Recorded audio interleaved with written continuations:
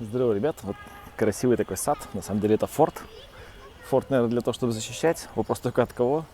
Если тут жил какой-то там очередной правитель, сын сына, какого-то там крутого, в общем, очередного хрена. Ну, на самом деле не важно, кто тут жил. Важно другое. Если отъехать буквально километров 10-20, можно увидеть, как люди собирают, грубо говоря, говно от коровы, от священного животного, там коз, и сушат его на солнце. Только для того, чтобы потом подогреть себе еду. Оно как бы высыхает на солнце, знаете, потом можно какашки подкидывать в огонь, потому что он сразу, они и комаров отгоняют, и еду можно приготовить. И потом эти же коровы идут опять на рисовые поля. Там, не знаю, или козы, или свиньи собирают всю эту еду. В смысле, собирают какие-то там сорняки, потом серию рис. Они там какают, это опять собирают, сушат. В общем, вот так вот это все живет. И так все крутится. И представляете, сколько средний заработок этого человека. Кстати, вот буквально за стеной рикша, 2 километра, будете крутить педали за 1/5 часть доллара. Будете 15 минут или 10 минут шачиться, крутить педали, потеть. И будет еще очень доволен. А если ты ему заплатишь $0,5, он просто тебе чуть ли не колени будет целовать. Вот. А кто-то живет вот так. Почему?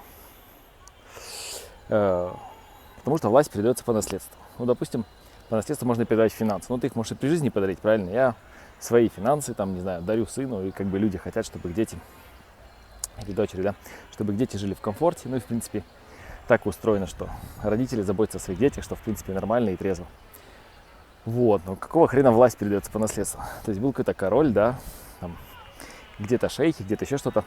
Они просто передали по наследству власть. Они умерли. Посмотрите, в дикой природе лев умер, и его сын вообще ничего не получает.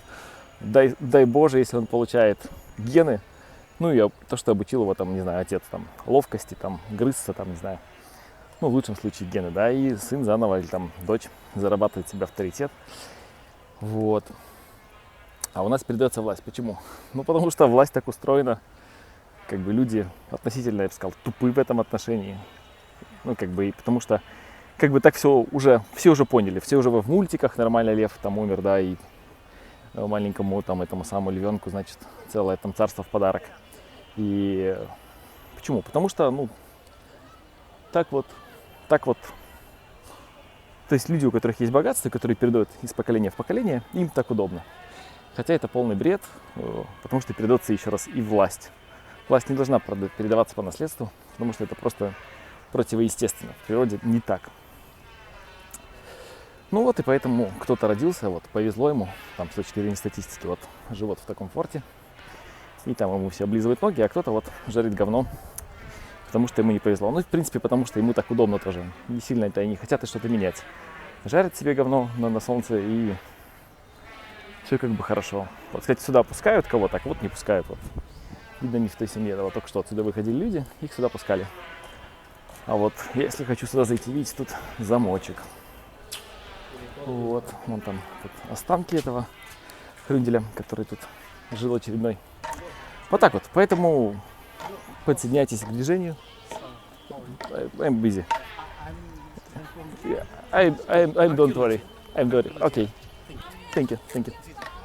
В общем, что-то они меня, может, хотели пустить, может, очередной раз со мной сфоткаться, неважно. Сюда кого-то пускают, а кого-то не пускают. И смысл, нужно просто родиться в нужной семье.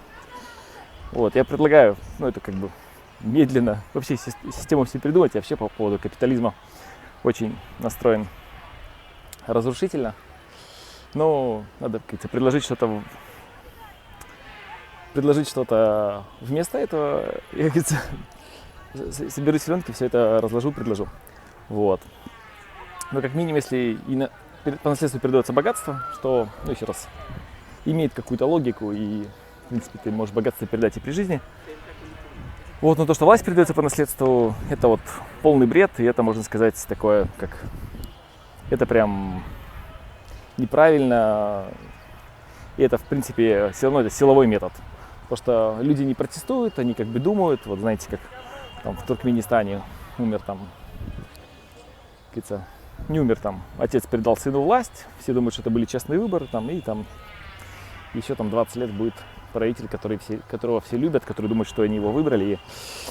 И альтернативы, конечно, не видели, и все живут в бедноте, но думают, что у них самый лучший правитель. Это, кстати, вообще поразительно, да, вроде страна недоразвитая, но власть передается по наследству, по сути, полная диктатура, но люди счастливы и думают, что они живут вообще в чистой демократии. Это прям... И, кстати, таких стран много. Вот. Вот так вот.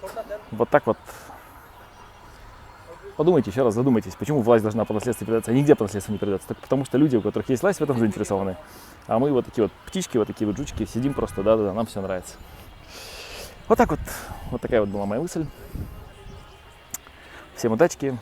И я лично очень против того, чтобы власть передавалась по наследству. Потому что это противоестественно, и это обижает кучу других людей.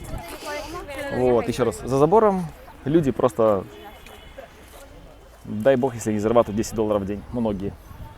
И когда им даешь $5, у них часто нет сдачи. Значит, все их финансы находятся в кармане. Вот так вот живут многие. Вот, они каждый день работают за еду. А здесь, видите, фонтаны, которые сейчас не работают. Ой, и все остальное.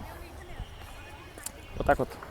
Если власть не передавалась бы по наследству, выбирали бы людей, была бы, там, не знаю, демократия или какая-нибудь другая нормальная способ власти, возможно, все было бы по-другому.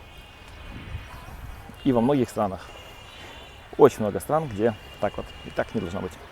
Все, удачи, до скорого.